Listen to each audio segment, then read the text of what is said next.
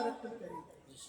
قرآن نے اپنی پہلی آیت سے جو تعلیم دی تھی، وہ جو فلسفہ دیا تھا، وہ فلسفے کو ساری دنیا آج تسلیم کرتی ہے۔ لیکن اگلا فلسفہ کیا؟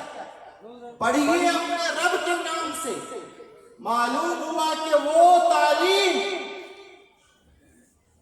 چاہے اسکولوں میں ہو رہی ہو، چاہے یونیورسٹیوں میں ہو رہی ہو، چاہے مدرسوں میں ہو رہی ہو، ہر وہ تعلیم جس کا رشتہ رب سے جڑا رہے گا، وہی تعلیم انسانوں کے لیے مفید ہو سکتی ہے۔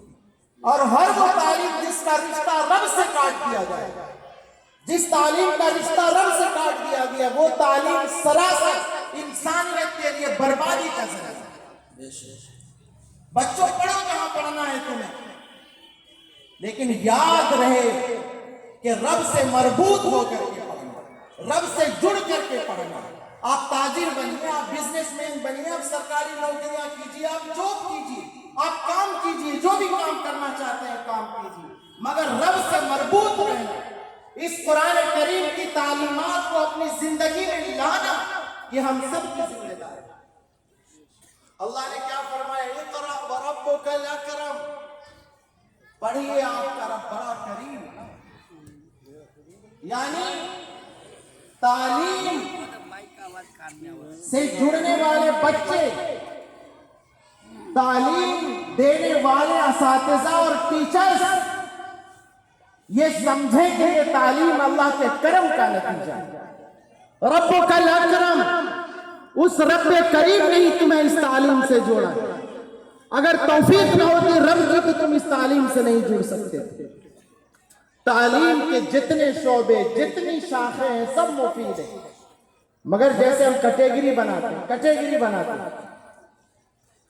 ان کیٹیگریوں میں ظاہر سی بات ہے کہ دینی تعلیم اور قرآن کی تعلیم کا نمبر سب سے اوپر ہو۔ ایک وہ تعلیم ہے جس کا سلیبس انسانوں کا لکھا ہوا ہے، ایک سال چلتا ہے، اگلے سال بدل جاتا ہے، ایک سال چلتا ہے پھر بدل جاتا ہے۔ کیوں؟ اس لیے کہ کمزور انسان کا، کم علم والے انسان کا لکھا ہوا سلیبس ہے۔ اور ایک وہ کتاب ہے جو اللہ کی کتاب ہے، جس میں ذرہ برابر کسی تبدیلی کا امکان نہیں ہے، جو نور مبین ہے، جو روشن ہے۔ ظاہر ہے اس تعلیم کا مقام کوئی بھی حاصل نہیں کر سکتا۔ اسی لیے بزرگوں، حالات تو آئیں گے۔ اقرأ بسم ربک الذی والی سورت میں صرف 5 آیتیں نازل ہوئی تھے رسول اللہ صلی اللہ علیہ وسلم۔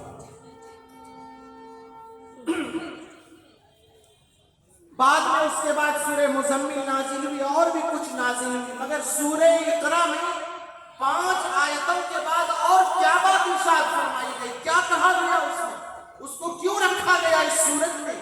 بڑا عجیب واقعہ ہے۔ بات یہ ہے کہ مکے میں جب قرآن کریم نازل ہوا اور رسول اللہ صلی اللہ علیہ وسلم لوگوں کو اس کی طرف بلاتے تھے، مکے میں نماز پڑھتے تھے، تو ایک شخص تھا ابو جہل، آپ سب جانتے ہیں۔ ابو جہل منع کرتا تھا، رسول کریم صلی اللہ علیہ وسلم نماز پڑھتے تھے خانہ کعبہ کے پاس، تو ابو جہل روکتا تھا۔ ایک دفعہ بولا کہ میں نے تم کو منع کیا تھا نا یہاں پر نماز پڑھنے سے۔ آپ علیہ السلام نے کہا تم کون ہوتے ہو مجھے روکنے والے؟ تو ابو جہل کہتا ہے، غرور میں کہتا ہے، اتحدثنی وانا اکثر الناس نادیا فی الوادی، تم مجھے دھمکی دیتے ہو؟ تم نہیں جانتے کہ اس پورے وادی مکہ میں مجھ سے زیادہ جتھے والا، مجھ سے زیادہ اقتدار والا کوئی نہیں ہے۔ قرآن نے کہا رأیت الذی ینہی عبدا اذا صلی، کیا نہیں دیکھتے ہو اس انسان کو جو روکتا ہے ایک بندے کو جب وہ نماز پڑھتا ہے؟ حضور کو روکنے والا ابو جہل، نماز پڑھنے سے روکنے والا۔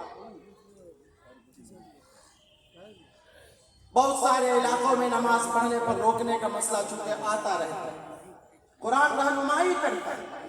یہ شخص کہتا ہے کہ مکے میں مجھ سے زیادہ جتھے والا کوئی نہیں ہے، فَلْيَدْعُ نَادِيَهُ، یہ بلائے اپنے مجلس والے کو۔ اللہ تعالیٰ نے نماز پڑھنے پر جو اس نے دھمکی دی تو اللہ نے اس دھمکی کو نوٹ کیا کہ بلائے اپنے مجلس والے کو، سَنَدْعُ الزَّبَانِيَ، ہم بھی جہنم کے فرشتوں کو بلا دیں۔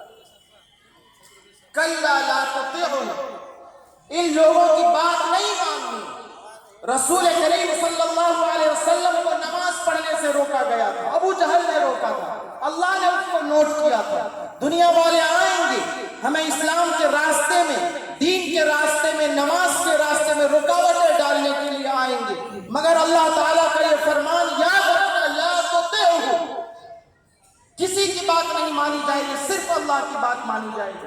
واسجد واقترب، سجدہ ہوتا رہے گا اور اللہ کا قرب اور نزدیکی حاصل ہوتی رہے گی۔ بزرگوں، قرآن کے بارے میں کیا کہا جائے؟